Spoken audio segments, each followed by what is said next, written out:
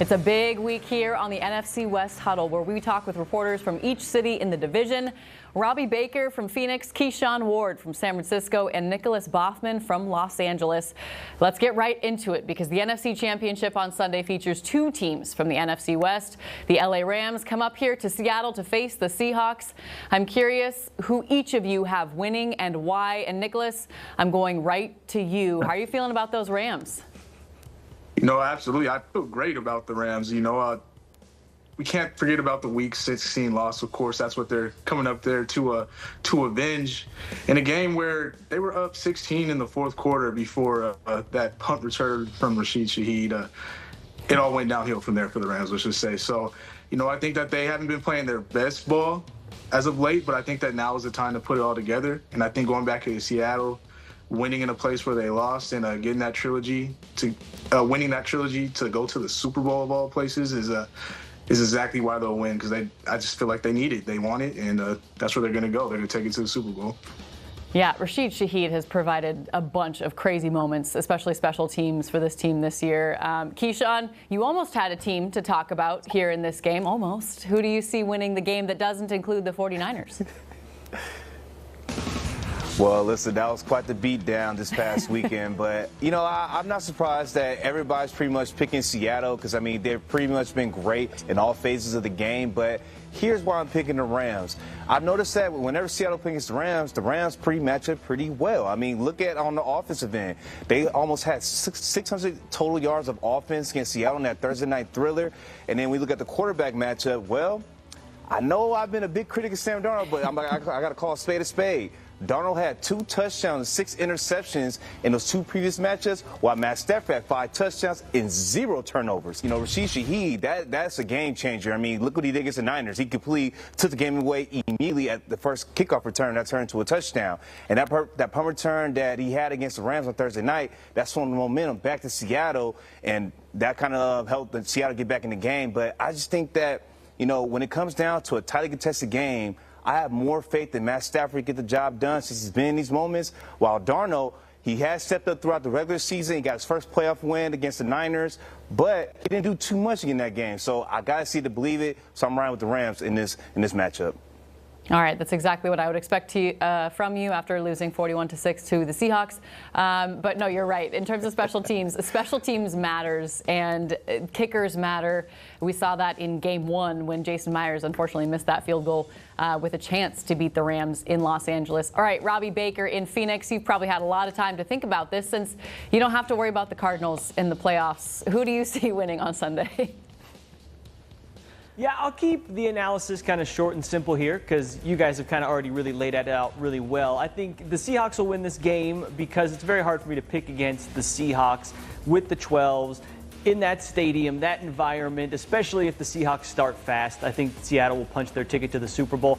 I would just like to say, as the representative of the market that covers the Cardinals, I'm just honored that we're still invited to the party here to do the NFC West Huddle, because we're talking about teams, 3 playoff teams, 2 Coach of the Year candidates amongst you guys. The Cardinals probably don't have a quarterback. They don't have a coach. We're just wandering aimlessly in the desert. You guys could have mean girled us. You guys could have said, you can't sit with us anymore, and you didn't. You still invited us back, and for that, here in Arizona, we are grateful. Oh, it's purely out of pity, Robby, I promise. It's purely out of pity. Hey, we'll take pity invites. We're not above it at this point. Oh, I'm so kidding, but it is. I'm glad that you're self-aware in that way, and it just makes things more fun when we have 4 boxes and 4 people to talk to. Even though I am talking trash to everyone in this, I think we are getting spoiled with this matchup. I think we all agree with that. There's so much brilliance between Sean McVay and Mike McDonald. What's interesting is the Seahawks lost that low-scoring, gritty defensive game in Week 6, but won the high-scoring offensive highlight game that was more the Rams style in Week 16.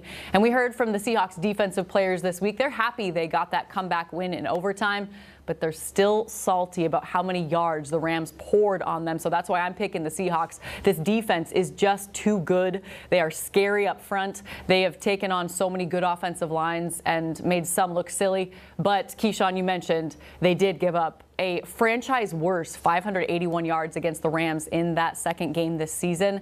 yeah, they just won't forget about it. And a key that defensive lineman Leonard Williams also called out was stop the run from the jump. He noticed that the Rams obviously had 90 yards rushing in that first half, and Leo said that really allowed for short distances to gain on third downs for Matthew Stafford. He made short, smart passes.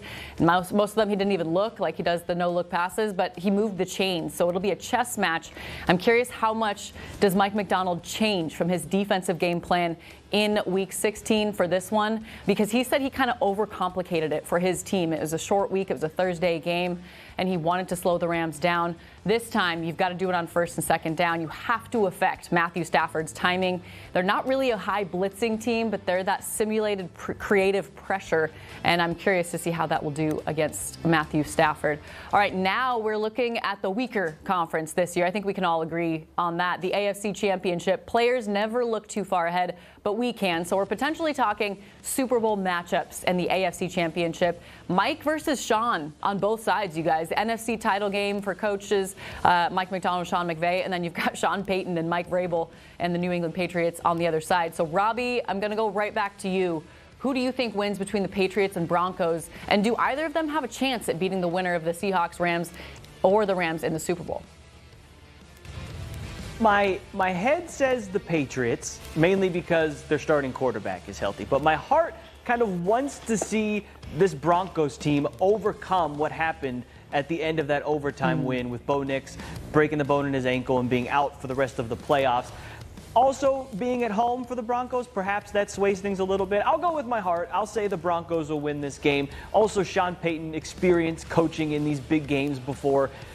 In terms of whatever team comes out of the AFC, how they would stack up in the Super Bowl, I think it's going to be an uphill battle for whatever team comes out of the AFC, whether they face the Rams or the Seahawks. But I'm going to go with my heart. I'm going to go with the Broncos because I think that is the story I would like to see. I'm going to root for stories here in this championship weekend. The Jarrett Stidham revenge against his former team, coming in as the backup with the hometown crowd behind him. I'll root for the best story maybe coming out of the AFC Championship game. The revenge angle is not one I had thought of, so I do like that, Robby, going with your heart. Keyshawn, same question to you. Who wins, and can they beat the Rams or the Seahawks?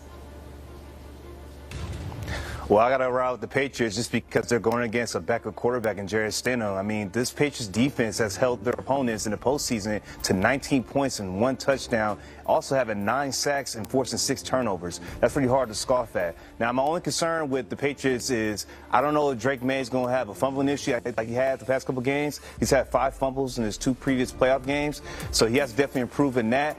But I find it hard to believe that a Mike Vrabel team that's very, very well coached is going to, fall to a backup quarterback. Now, granted, that is Sean Payton on the other side, but I'm going to ride with my logic. I'm going to go with the more healthier team. Now, in terms of the Super Bowl, no. It's going to be out of the NFC this year between the Rams and the Seattle Seahawks. I mean, these teams are, to me, have been the best teams throughout the entire NFL, throughout the whole season.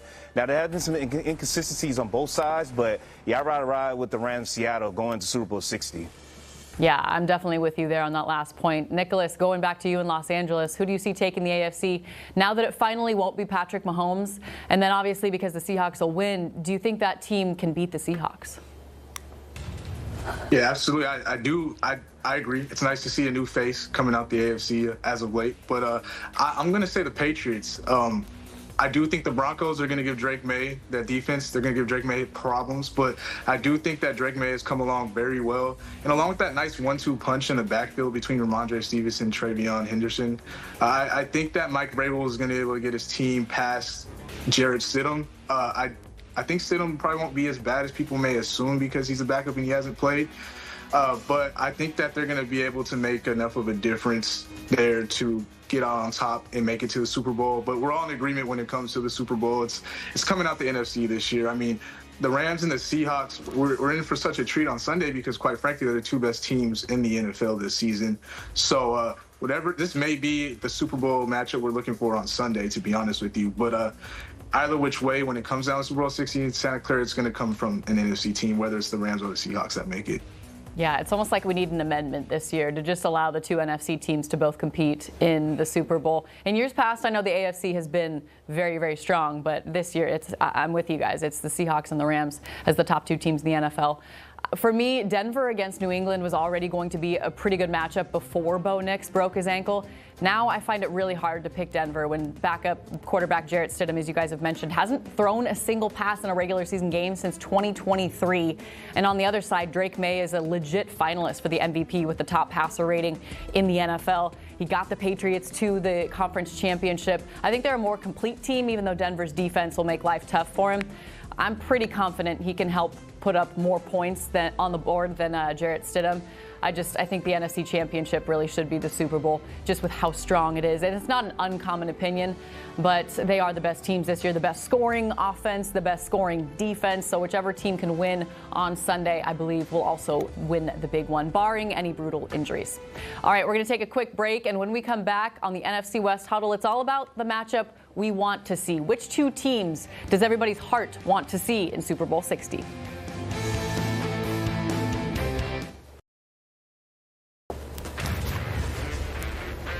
Welcome back to the NFC West Huddle. We just discussed who might win the AFC, but now it's time to break down what matchup we want to see the most in Super Bowl 60. So don't think with your brain, think with your football heart. Between the Rams, Seahawks, Patriots, and Broncos. Keyshawn in San Francisco, let's go to you first. What Super Bowl 60 matchup do you want to see on February 8th?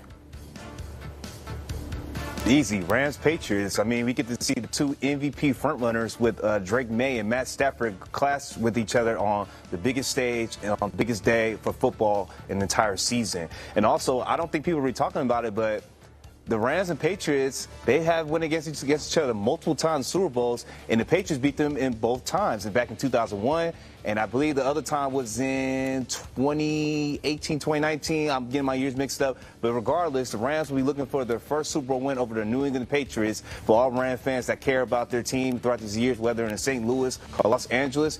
And as Robby mentioned, there is a part of me that is kind of like, I wouldn't mind seeing, the Denver Broncos, see if they can get in there and try to have Jarrett Stidham kind of create that narrative with, Nick Foles did in 2018 as a backup quarterback for the Eagles, or back in 1990 with New York Giants with Jeff Hostetler. So, but I want to see the healthy team go at it for the Lombardi Trophy, so I'm riding with the Rams and the Patriots. Yeah, no doubt that would be an instant documentary if Jarrett Stidham made it to the Super Bowl. Okay, Nicholas in Los Angeles, what do you think? Who do you want to see in Super Bowl 60? Yeah, I'm going to go right with everything Keyshawn just said. I mean, the Rams and the Patriots, the two MVP frontrunners. What more could you ask for there? Granted, Seattle, like I said, I think they're a super elite team, and I think that they'd be a lot of fun to see. And also the Jarrett Stidham story, like what a storyline that'd be. But I think as far as game and like just the most fun, what would be close, all four quarters, thriller in the end between two awesome quarterbacks, one on the end of his illustrious career, one in the beginning, really, quite frankly, of what is most likely going to be an awesome career for him. I got to go with the Rams and the Patriots. I think that'd be awesome. Plus the head coach matchup between Sean McVay and Mike Vrabel. I mean, that's two elite minds going at it on opposite sidelines. So Rams and Patriots is the way to go for me.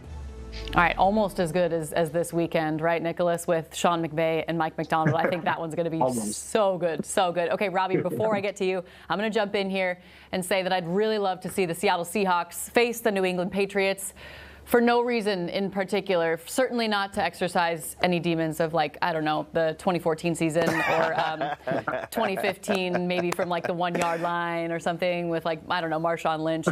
He needs to be at the game if that happens. But there's an opportunity here, you guys, and Tom Brady is not the quarterback of the New England Patriots. So I think everyone here in Seattle would love to see that. In terms of like winnable games, I think they'd love to see Seahawks versus Broncos. But when you've got the New England Patriots there, I think it would avenge just a little bit, because that's still going to be the biggest stinging factor, the worst moment, one of the worst moments, I think, in Super Bowl history. So obviously that game, February 1st, 2015, get it out of your minds, Seahawks fans. They just want to see these two teams go and get the Seahawks a win, obviously, of those four remaining teams in the playoffs. So, Robby, I need to know, who are you? You told me you were thinking with your heart first.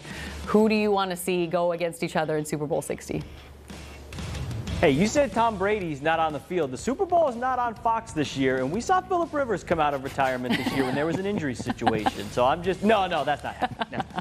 No. I already picked Denver with my heart coming out of the AFC, so I'll stick with that. I'd like to see the Jarrett Stidham. I can already see the 30 for 30 commercial in my mind's eye here. And then I'll say I'd like to see Seattle, I think, come out of the NFC, mainly because, as everybody who watches the show knows, my companion and myself, Richard Saenz, and I have continually said Sam Darnold is not that guy, and this is his chance to be the guy.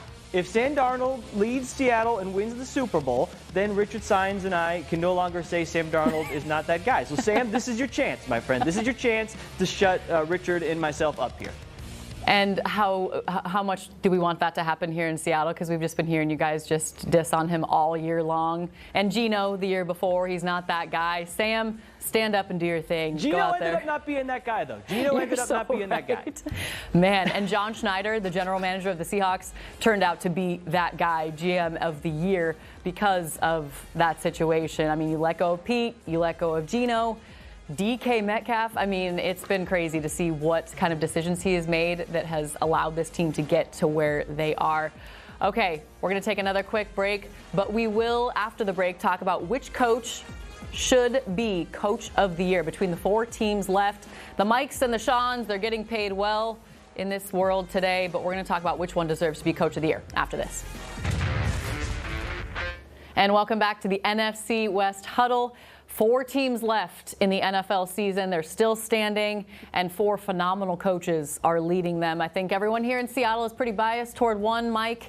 Everyone in New England might be biased toward another Mike, in Mike Vrabel with the New England Patriots. But I'm curious, out of San Francisco, Los Angeles, and Phoenix, which head coach do you think deserves to win NFL Coach of the Year? Sean McVay, Mike McDonald, Sean Payton, or Mike Vrabel? Robbie, we're starting with you. I hate to go off the board here, but I actually think the Coach of the Year, and this will actually make Keyshawn probably happy, if I had a Coach of the Year vote, it would go to Kyle Shanahan for what he was able to do with this 49ers team this year. Yes, they lost to Seattle, and they're not playing for a chance to go to the Super Bowl this weekend. But if you just look at the number of injuries that the 49ers sustained this season, they didn't have their starting quarterback most of the year. Bosa out for most of the year. Warner out for the entire year almost. Just it seemed like Brandon Ayuk just started racing cars around the stadium and left the team. I mean, it was chaos at times around the 49ers. And somehow Kyle Shanahan had this team on the precipice of going to the NFC Championship game. You look at other teams, I mean, the Cardinals being one of them, that were decimated by injuries and stuff throughout the year, and every other team fell by the wayside. Kyle Shanahan, week in and week out, this team still looked like the 49ers. It didn't matter what players were available. If you're able to get that type of play out of your backups and your third stringers and practice squad guys that are being elevated, to me, that's what a Coach of the Year does. So I'm sorry to kind of, Alyssa, to go off the board here, but if it is truly a Coach of the Year, and they say it's normally, they vote on this for what you do in the regular season, the people that get actual votes in this, I think it's got to be Kyle Shanahan. Robbie, how dare you break the rules, especially to vote for a 49ers head coach? Come on. No, I'm so with you. Honestly, I do have to give respect to Kyle Shanahan because he does it every year.